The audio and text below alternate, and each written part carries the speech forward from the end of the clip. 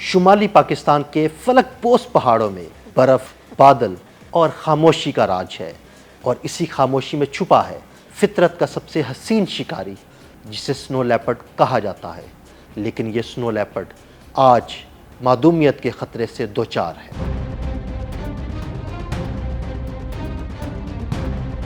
عام چیتوں سے مختلف چاندی کی مانند چمکتا جسم، آنکھوں میں برفانی ہوا کی ٹھنڈک اور قدموں میں خاموش بے بسی کی شدت، قدرت کی حسین مخلوق آج زندگی اور موت کے درمیان جھول رہی ہے۔ برفانی چیتا پہاڑی ماحولیاتی نظام کی صحت کا ایک اہم اشاریہ سمجھا جاتا ہے، لیکن اس کی بقا کو لاحق خطرہ پاکستان سمیت پورے خطے کے لیے خطرے کی گھنٹی ہے۔ انسانی سرگرمیوں میں اضافہ بشمول سڑکوں اور دیگر انفراسٹرکچر کی تعمیر نے اس نایاب جانور کے مسکنوں کے لیے خطرات میں اضافہ کر دیا ہے۔ ماہرین کا کہنا ہے کہ پاکستان کے برف پوش پہاڑوں پر 10 سے 15 ہزار فٹ کی بلندی پر رہنے والے یہ برفانی چیتے شدید خطرے میں ہیں۔ ان کی تعداد موسمیاتی تبدیلی، غیر قانونی شکار اور رہنے کی جگہوں کی کمی کے باعث تیزی سے کم ہو رہی ہے۔ ایک نئی سائنسی تحقیق کے مطابق پورے ملک میں اب صرف 167 برفانی چیتے باقی رہ گئے ہیں۔ پہاڑوں پر کم برف باری اور خشک سالی کے باعث برفانی چیتے یا تو ہجرت کرنے پر مجبور ہو جاتے ہیں یا نچلے علاقوں کا رخ کرتے ہیں۔ اس نقل مکانی کے نتیجے میں وہ مویشیوں پر حملے کرتے ہیں اور جوابی کارروائی میں مویشیوں کے مالکان برفانی چیتے کو مارنے کی کوشش کرتے ہیں۔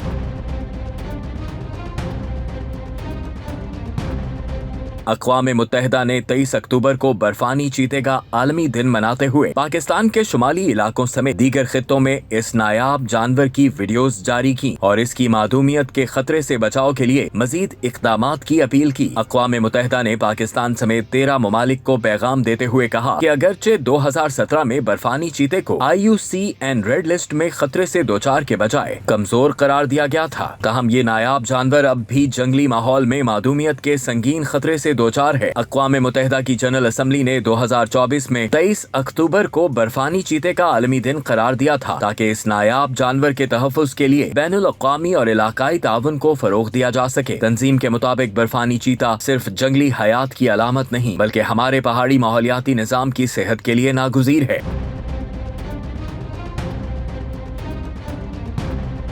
اقوام متحدہ نے پاکستان کی مقامی کمیونٹیز، پارک انتظامیہ اور تحفظ فطرت کے گروپوں پر زور دیا ہے کہ وہ اس نایاب جانور کے تحفظ کے لیے کوششیں تیز کریں، مگر کہانی یہیں ختم نہیں ہوتی۔ پاکستان میں کچھ ایسے لوگ بھی ہیں جو اس برف کے بادشاہ کو بچانے کے لیے دن رات کام کر رہے ہیں۔ گلگت بلتستان اور چترال میں سنو لیپرڈ کنزرویشن پروگرام کے تحت مقامی لوگوں کو شامل کیا جا رہا ہے۔ اب جب برفانی چیتا کسی مویشی پر حملہ کرتا ہے تو نقصان کا ازالہ حکومت اور ادارے کرتے ہیں تاکہ چرواہے انتقام میں چیتے کو نقصان نہ پہنچائیں۔ پہاڑوں کے لوگ اب سمجھ چکے ہیں کہ اگر برفانی چیتا نہیں بچے گا تو پہاڑ بھی خاموش ہو جائیں گے اور فطرت کا یہ نازک توازن ٹوٹ جائے گا۔ برفانی چیتا صرف ایک جانور نہیں، یہ ہمارے قدرتی حسن، ہمارے ماحولیاتی نظام اور ہمارے پہاڑوں کی روح کی علامت ہے۔ اگر ہم نے آج اسے نہ بچایا تو ہمارے پہاڑوں سے برف ہی نہیں بلکہ زندگی بھی پگھل جائے گی۔